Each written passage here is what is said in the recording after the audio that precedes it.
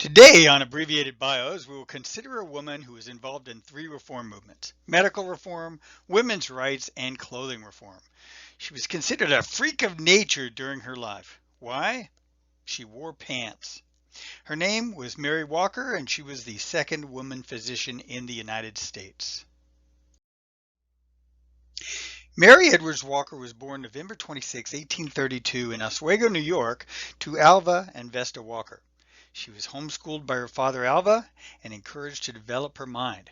Her father also discouraged his daughters from wearing the corsets and tightly laced dresses of the time.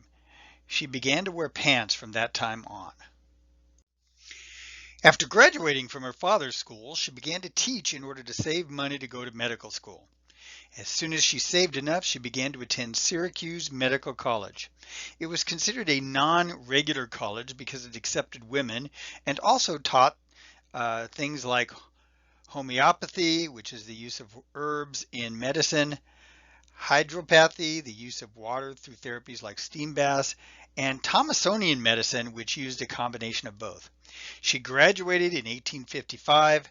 She was the second woman physician in the United States. While at Syracuse, she met a fellow student, Albert Miller.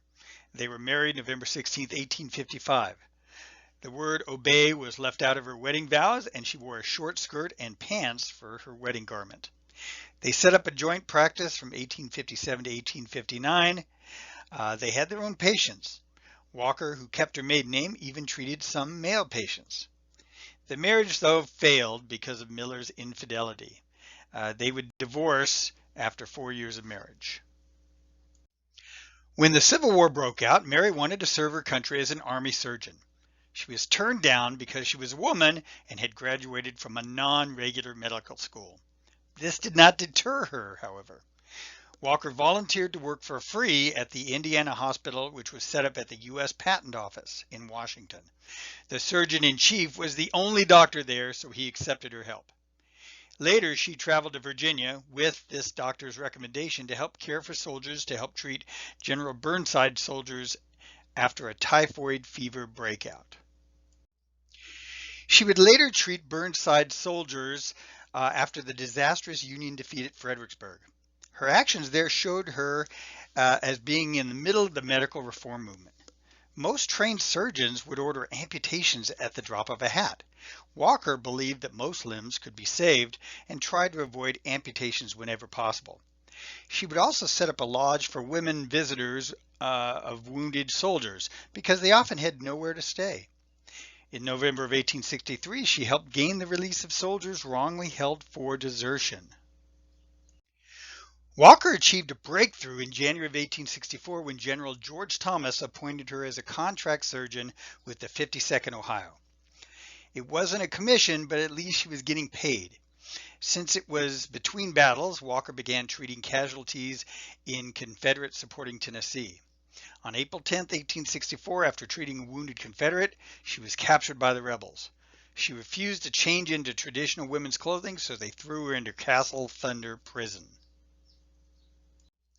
She endured the harsh conditions in Castle Thunder for 4 months until she was exchanged for a Confederate major on August 12, 1864. She kind of took pride in the fact that she was exchanged for a major. She had lost so much weight, she weighed well under 100 pounds at her release.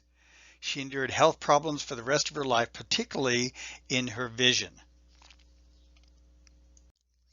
With General Thomas's support, General William Tecumseh Sherman appointed Mary to be the contract surgeon-in-chief of female prisoners and refugees at Louisville, Kentucky.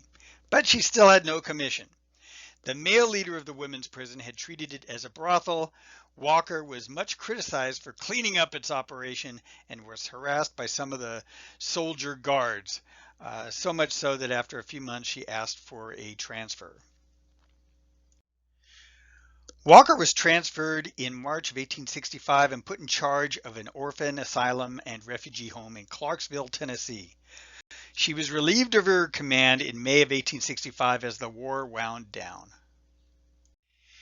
She appealed to new President Andrew Johnson for a retroactive commission, but no matter how many officers like Burnside, Thomas, and Sherman recommended her, it was not to be.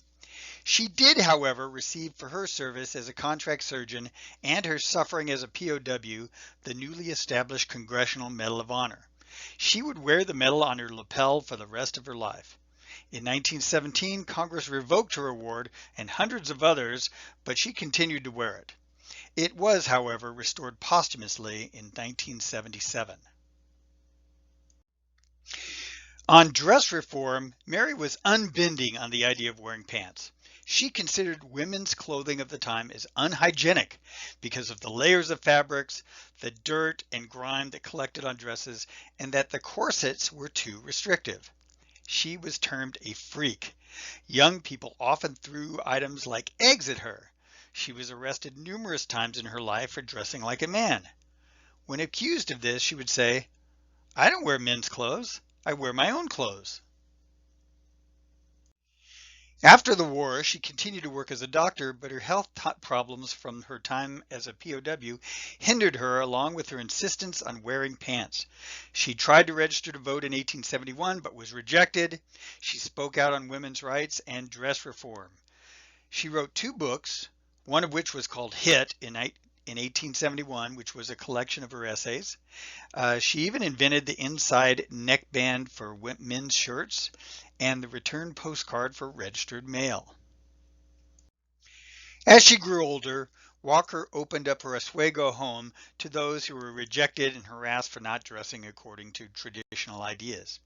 She died on February 21st, 1919, and was buried in a black suit. Women today should be grateful for Mary Walker's life. She refused to be treated as something other than a doctor during the Civil War, and even received a small pension for her service. She refused to dress in the incredibly stifling clothing of the 1800s and took the abuse for dressing in pants that was a step in the more comfortable clothing that women wear today. Thank you for watching Abbreviated Bios. If you like this kind of stuff, please hit subscribe, and who knows, even give me a good review if you thought it was any good. Thank you.